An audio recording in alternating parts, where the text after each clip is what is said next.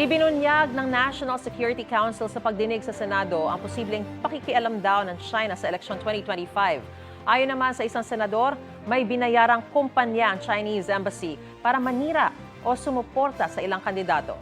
May unang balita si Mav Gonzalez. May mga indikasyong nakikialam ang China sa 2025 elections. Binanggit yan ng National Security Council sa pagdinig ng Senado. There are indications, Mr. Chairman, that information operations are being conducted that are Chinese state-sponsored in the Philippines and are actually interfering in the forthcoming elections. So ang ibig sabihin nito, may mga ongoing operations ang China para suportahan yung mga kandidatong gusto nilang manalo.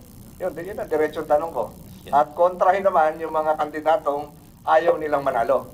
Yes, there are indications of that. Tukoy na ng konseho pero hindi pinangalanan ang mga kandidatong posibleng tinutulungan o sinisiraan ng China.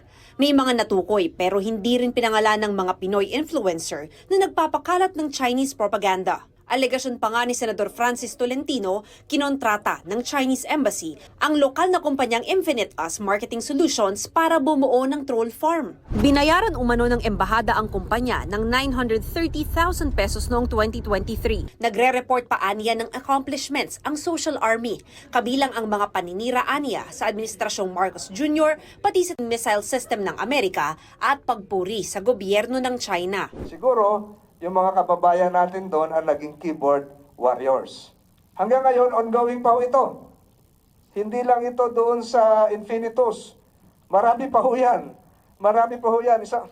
Isang folder po yung dala ko. Marami pa ho yan. Hindi lang yan ang akala natin, ay yun ang tunay na sentimiento ng mga nagpo-post at nagre-react. Subalit, ito pala, nagpapatunay na binayaran. Binayaran ng People's Republic of China para sirain hindi lang ang kredibilidad ng isang tao o namumuno kung hindi ng ating bansa. Very alarming and we are very worried about the implications to Philippine national security. Iimbestigahan na rin ito ng National Bureau of Investigation. Kinukunan pa namin ng tugon dito ang Chinese Embassy at ang kumpanyang Infinite Us.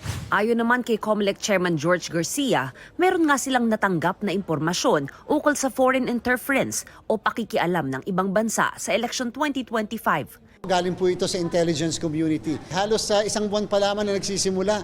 Kaya kung napansin nyo rin po, isang buwan pa lang din yung mga pag-atake, lalo na po sa COMELEC, lalo po sa ginagawa nating proseso. Tinitiyak naman ng COMELEC na walang mangyayaring dayaan sa darating na eleksyon. Ito ang unang balita. Mav Gonzalez para sa GMA Integrated News. Gusto mo bang mauna sa mga balita? Mag-subscribe na sa GMA Integrated News sa YouTube at tumutok sa unang balita.